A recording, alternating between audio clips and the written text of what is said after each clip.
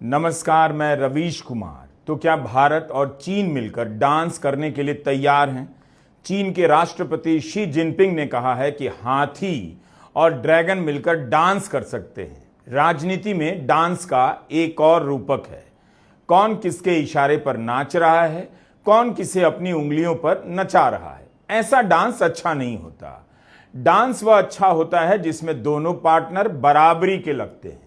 अक्टूबर 2024 में रूस के कजान में प्रधानमंत्री मोदी और राष्ट्रपति शी जिनपिंग की मुलाकात हुई। 7 साल बाद प्रधानमंत्री मोदी बीजिंग जाते हैं, लेकिन इससे 5 साल से पूर्वी लद्दाख में सीमा पर जो भी तनाव है उसमें कुछ भी ठोस सुधार नहीं हुआ। दोनों देशों की तरफ से 50,000 से अधिक सैनिक तैनात बताए जाते हैं। प्रधानमंत्री मोदी ने भी इस सीमा विवाद की बात नहीं की। 2017 में डोकलाम और 2020 में गलवान में जो चीन ने किया उसके बारे में भारत खुलकर बात नहीं करता, चीन का नाम लेकर बात नहीं करता। सीमा पर शांति है, होनी चाहिए, इस तरह की रूटीन बातों से क्या हो जाएगा? क्या चीन के साथ सीमा विवाद का मसला इतना छोटा है कि आप भारत की जनता को मानसरोवर की यात्रा का फोटो दिखाकर संबंधों को सामान्य और बेहतर बताने लग जाएं? 2020 के बाद से आयात के मामलों में भारत चीन पर ज्यादा निर्भर हुआ है। करीब $100 अरब का व्यापार घाटा है। भारत चीन से सामान खरीदता रहा, चीन भारत से खास आयात नहीं करता है। एक सवाल यह भी बनता है कि भारत ऐसा क्या बनाता है कि चीन को खरीदना ही चाहिए? चीन जरूर कुछ ऐसा बनाता है जिसका विकल्प दूसरे बाजार में भारत के लिए उपलब्ध नहीं। तभी सीमा विवाद के बाद भी भारत चीन से आयात करता रहा। इसका मतलब है व्यापारिक रिश्ते तब भी सामान्य होते हैं जब सामरिक संबंध खराब हो जाते हैं। बताना यह चाहिए कि एससीओ की बैठक के बाद भारत और चीन के बीच सामरिक रिश्तों में क्या बदलाव आया। क्या कोई ऐसी बराबरी नजर आती है जिससे लगे कि दोनों दोस्त एक अच्छे डांस पार्टनर की तरह डांस करने के लिए तैयार हैं और दुनिया हाथी और ड्रैगन को एक साथ डांस करते देख मोहित हो जाए?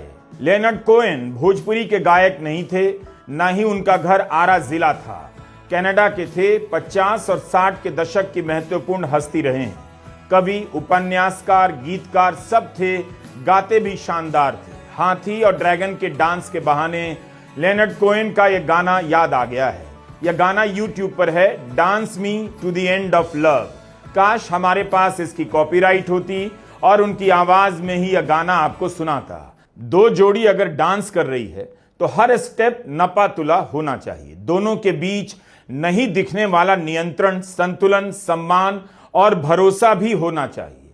अगर दोनों के बीच भरोसा होता तो हाथी और ड्रैगन का डांस देखकर राष्ट्रपति ट्रंप वॉशिंगटन की सड़कों पर किसी दिल जले की तरह बियर की बोतलें तोड़ने लग जाते। महानतम गायक लेनर्ड कोहेन के इस गाने में प्रेमी प्रेमिका से डांस का निवेदन करते हुए कहता है, मुझे संभालना, घबराहट, बेचैनियों के उन लम्हों में भी तब तक संभालना जब तक मैं संभल न जाऊं। यह जो वायलिन जल रही है उसकी फिक्र मत करो, मुझे बस अपनी सुंदरता की बाहों में लिए चलो। और जब तक मैं तुम्हारे आलिंगन में पूरी तरह सुरक्षित ना हो जाऊं तब तक तुम जैतून की शाखाओं की तरह उठाए रखना और मेरे लिए वह कबूतर बन जाना जो शाम को घर वापसी का रास्ता दिखाता है, लेकिन मुझे प्यार के आखिर तक नचाती रहो। Dance me to your beauty with a burning violin, dance me through the panic till I am gathered safely. क्या भारत और चीन इस भरोसे के साथ लेनर्ड कोहेन के इस गाने पर डांस कर सकते हैं? आई मीन ड्रैगन और हाथी। जोड़ी डांस में इस तरह से डांस करना होता है कि दोनों पार्टनर की निजता और गरिमा बनी रहे, तभी वो डांस सुंदर लगता है। क्या वो सब भारत और चीन के बीच मुमकिन है? शी जिनपिंग भले हाथी और ड्रैगन के डांस की बात कर रहे हैं, लेकिन उनका असली डांस पार्टनर पाकिस्तान ही है, जिसे वे अपनी उंगलियों पर नचाते होंगे या उसके साथ डांस करते होंगे। जितनी तस्वीरें प्रधानमंत्री मोदी की आई हैं, उतनी ही तस्वीरें पाकिस्तान के प्रधानमंत्री शहबाज शरीफ के पुतिन से लेकर शी जिनपिंग से मिलने की भी आई हैं। रूस के राष्ट्रपति पुतिन और शहबाज शरीफ की बातचीत हुई और पुतिन ने पाकिस्तान को पारंपरिक मित्र कहा है। शंघाई कोऑपरेशन ऑर्गेनाइजेशन का आयोजन किसी भी तरह से देखिए यह चीन का था और दुनिया के बड़े हिस्से में अपने नेतृत्व की धाक जमाने का आयोजन लगा। सम्मेलन के बाद बीजिंग में मिलिट्री परेड के दौरान पाकिस्तान के प्रधानमंत्री शहबाज शरीफ भी नजर आए, रूस के राष्ट्रपति पुतिन और उत्तरी कोरिया के राष्ट्रपति किम जोंग भी। प्रधानमंत्री मोदी की मुलाकाती तस्वीरों को लेकर गोदी मीडिया जितनी चाहे उतनी तारीफ कर ले, प्रोपेगेंडा कर ले, लेकिन उन्हें भी पता है कि सच्चाई क्या है। चीन पाकिस्तान का साथ नहीं छोड़ेगा और भारत कभी पाकिस्तान की मदद करने के लिए चीन का नाम नहीं लेगा। ऑपरेशन सिंदूर के बाद कई महीने गुजर गए, लेकिन भारत ने अभी तक आधिकारिक तौर पर चीन की भूमिका का नाम नहीं लिया। भारतीय सेना के उपाध्यक्ष lieutenant general Rahul R Singh ने कहा है कि भारत की लड़ाई पाकिस्तान से नहीं, चीन से भी थी। हमारा मानना है कि कनेक्टिविटी के हर प्रयास संप्रभुता और क्षेत्रीय अखंडता का सम्मान होना चाहिए। यही एलसीओ चार्टर के मूल सिद्धांतों में भी विदित है।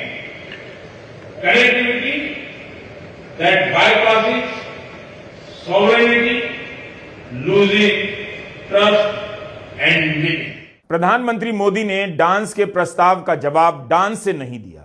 वे पड़ोसी और अधिक आबादी के नाते भारत और चीन के साथ आने की बात कर रहे हैं, जो बताता है कि उनका भरोसा चीन में अभी ज्यादा नहीं है। चीन की महत्वाकांक्षी योजना बॉर्डर रोड इनिशिएटिव में भारत शामिल नहीं है।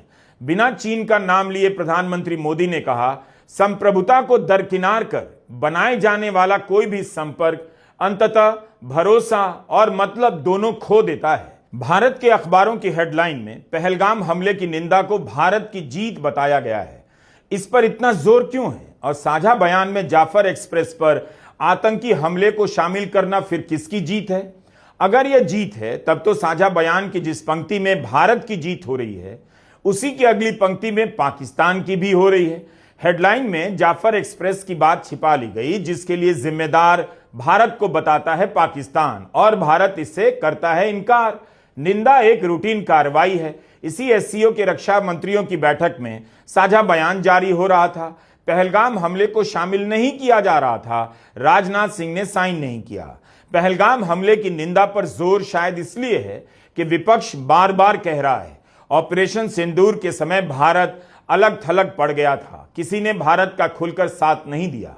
क्या उसका जवाब यह होगा कि पहलगाम हमले की निंदा कर दी गई है? क्या निंदा इतनी बड़ी बात हो गई? या बड़ी बात यह होती कि भारत चीन का नाम लेता और कहता कि आज भी एससीओ के सदस्य देश पाकिस्तान का साथ देते हैं जो भारत के खिलाफ आतंकी हमले में शामिल है।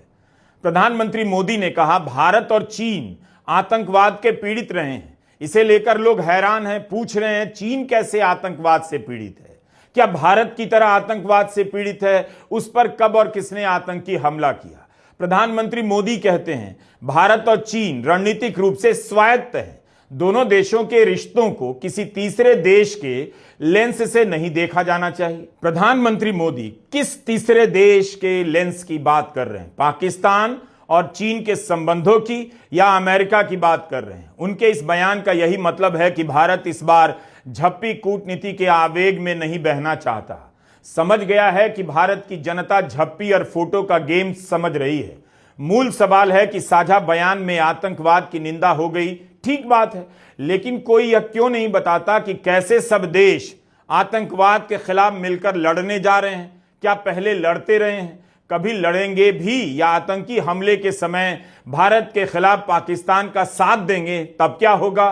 बीजेपी के समर्थकों का हाल बहुत बुरा है। कल तक इन्हें चीन के विरोध में लगाया गया कि झालर का विरोध करो, अब इन्हें डॉलर के बहिष्कार में लगाया जा रहा है। बताया जा रहा है कि अमेरिका नहीं तो क्या हुआ, चीन के साथ फोटो उत्पादन हो रहा है, उसी से बहसोत्पादन करो कि भारत सुपर पावर हो रहा है। अभी अभी तो आईटी सेल के चक्कर में आप लोग तुर्की का विरोध कर रहे थे, बहिष्कार करने लगे, लेकिन तियानजिन में प्रधानमंत्री मोदी तुर्की के राष्ट्रपति एर्दोआन के साथ सामान्य और सहज नजर आए। एससीओ की सबसे बड़ी सफलता यही थी कि बहिष्कार करने वाले नेता सत्कार का फोटो बंटवा रहे थे। अच्छी तरह से जाहिर है कि एससीओ के जरिए चीन अपना प्रभुत्व कायम करना चाहता है। कभी दक्षिण एशिया में भारत ने भी इसी तरह की पहल की। 2014 में अपने शपथ ग्रहण समारोह में प्रधानमंत्री मोदी ने सार्क देशों के प्रधानमंत्रियों और प्रमुखों को बुलाया, फोटो खिंचवाया गया, बाद में सार्क को भुला दिया गया। लोग पूछ रहे हैं, एससीओ में चीन के पीछे क्यों चलने गए? भारत का बनाया हुआ सार्क क्यों खत्म कर दिया गया? एससीओ के सम्मेलन में जब प्रधानमंत्री मोदी ने अपना उद्घाटन भाषण दिया, तब चीन के राष्ट्रपति शी जिनपिंग नहीं थे। मैं कहना चाहता हूं कि सुरक्षा, शांति और स्थिरता किसी भी देश के विकास का आधार है, किंतु इस मार्ग में आतंकवाद, अलगाववाद और अतिवाद बड़ी चुनौतियां हैं। आतंकवाद सिर्फ किसी देश की सुरक्षा ही नहीं, बल्कि पूरी मानवता के लिए एक साझा चुनौती है। कोई देश, कोई समाज, कोई नागरिक अपने आप को इससे सुरक्षित नहीं समझ सकता। इसलिए आतंकवाद से लड़ाई में भारत ने एकजुटता पर बल दिया। एससीओ के सम्मेलन के बाद आप ज्यादा से ज्यादा यही कह सकते हैं कि भारत और चीन के रिश्ते में सुधार हो रहा है। यह रिश्ता अभी ऐसा नहीं बना जैसा ट्रंप के दोबारा आने के पहले अमेरिका के साथ बन चुका था। पूर्व विदेश सचिव श्याम सरन ने हिंदुस्तान टाइम्स में एक लेख लिखा है, उसे आप पढ़िए। श्याम सरन लिखते हैं कि पहले के सालों में चीन ने पाकिस्तान की सैनिक क्षमता को विकसित करने में मदद की है, यहां तक कि 1980 के दशक में परमाणु हथियार हासिल करने में भी। ऑपरेशन सिंदूर के दौरान चीन ने इससे भी आगे बढ़ के ऑपरेशनल मदद की, खुफिया जानकारी और लोकेशन से जुड़ी जानकारी दी है। लेकिन एससीओ के साझा बयान में पहलगाम की निंदा की गई और इसे इस तरह से देखा जाना चाहिए कि चीन ने पाकिस्तान की तरफ इशारा किया है, मगर यह नहीं समझा जाना चाहिए कि इससे चीन और पाकिस्तान के बीच का भाईचारा बदल जाएगा। भारत और चीन ऐसे वर्ल्ड ऑर्डर की बात करते हैं जो बहुध्रुवीय हो, मगर चीन भारत के उस प्रस्ताव को समर्थन नहीं देता कि एशिया में भी ऐसा ही हो, कूटनीति के अलग अलग केंद्र हों। ट्रंप अभी भी चीन से संवाद बनाए हुए हैं, दोस्ताना संबंधों की याद दिलाते हैं, चीन को लेकर किसी दिल जले की तरह बात करते हैं। उन्होंने चीन को लेकर इतनी धमकी नहीं दी जितनी भारत को लेकर दिए जा रहे हैं। चीन के 6 लाख छात्रों को वीजा देने की बात इसी ट्रंप ने कही है। आज के अखबारों में वाणिज्य मंत्री पीयूष गोयल का बयान छपा है कि नवंबर दिसंबर तक अमेरिका से डील हो जाएगी। इस वक्त हजारों करोड़ के ऑर्डर कैंसिल हो रहे हैं।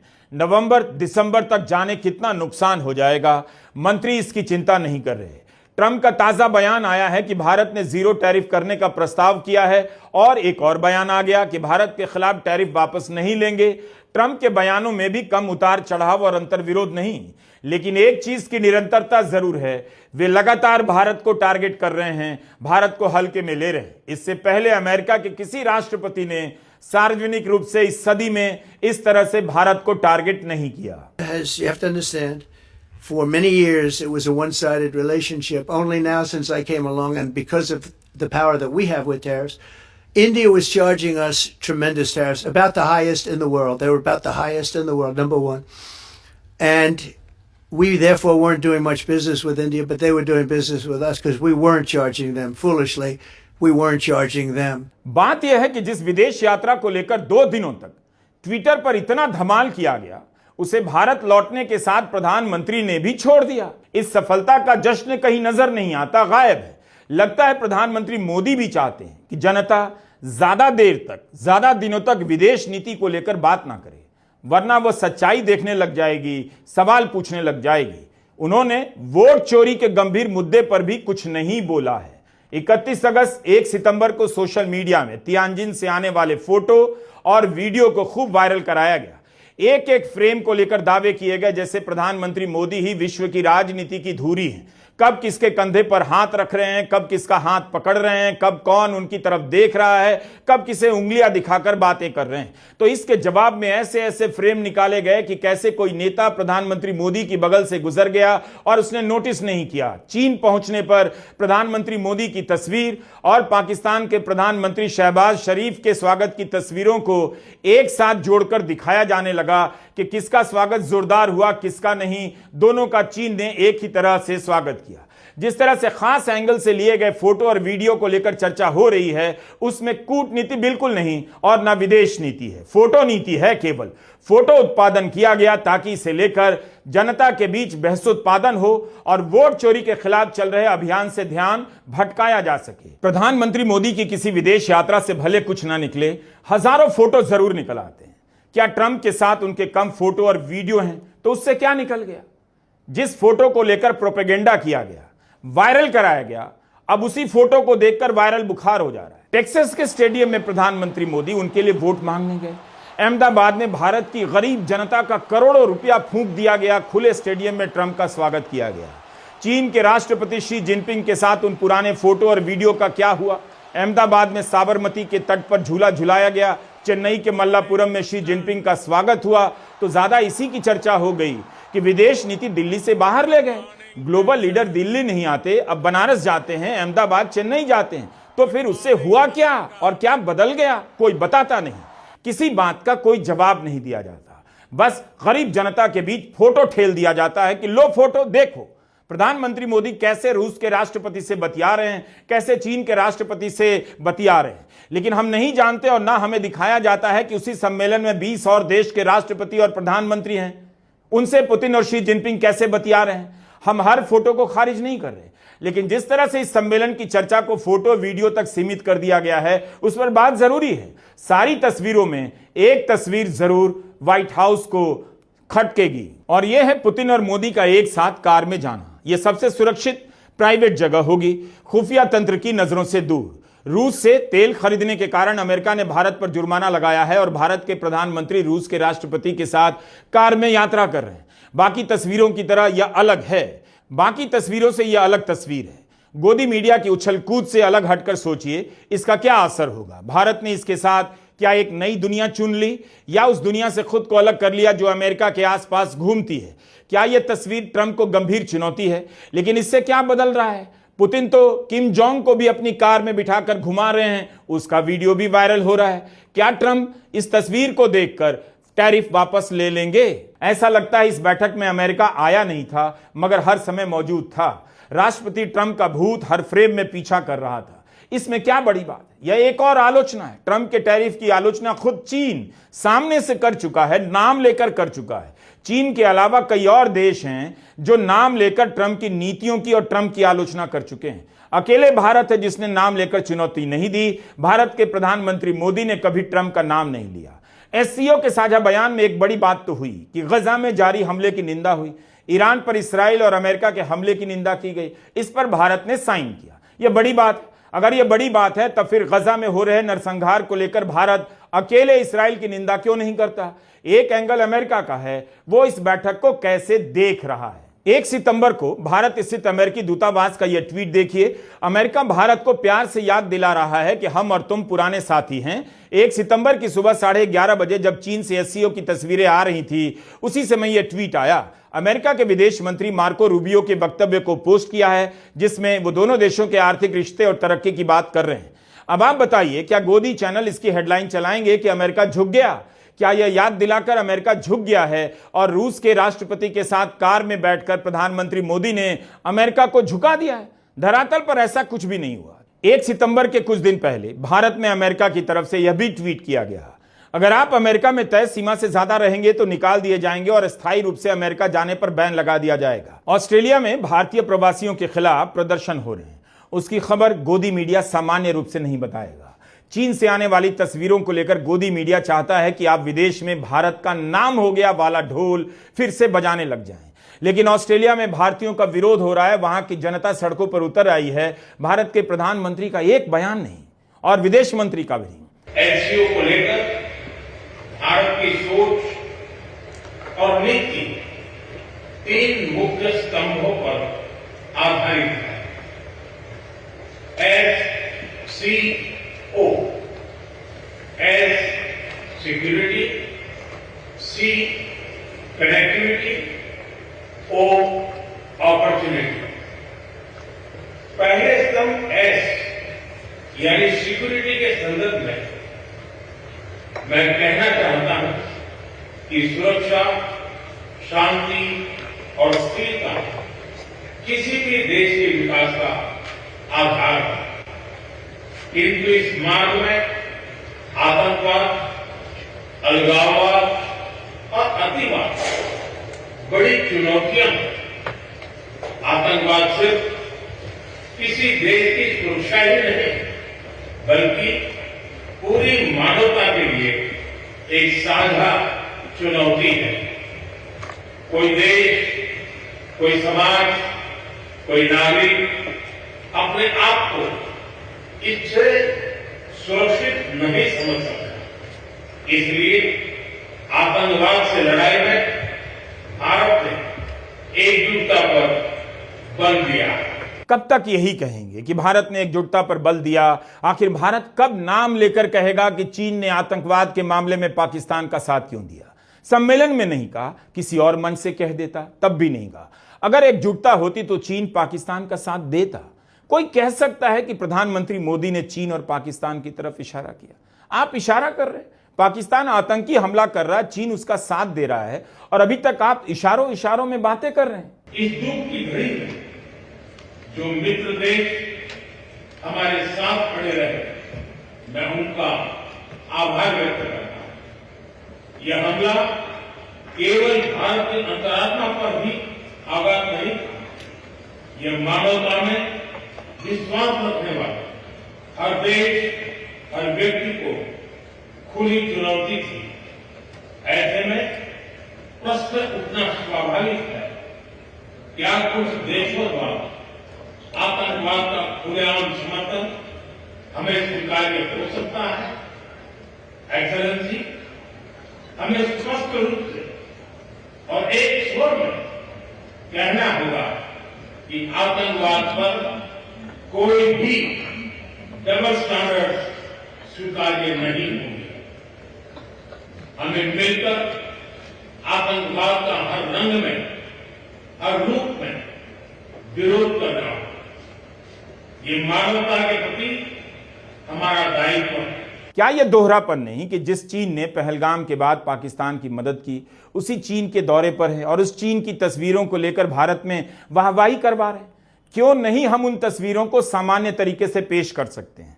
क्या भारत में चीनी दूतावास और अमेरिकी दूतावास नोट नहीं कर रहा होगा कि फोटो को लेकर जिस तरह से उत्साह यहां पैदा हो रहा है? लगता है इन्हें केवल मतलब फोटो से है, तो फोटो की अपॉर्चुनिटी प्रधानमंत्री मोदी को दे दो, बाकी चीजें खुद तय करो।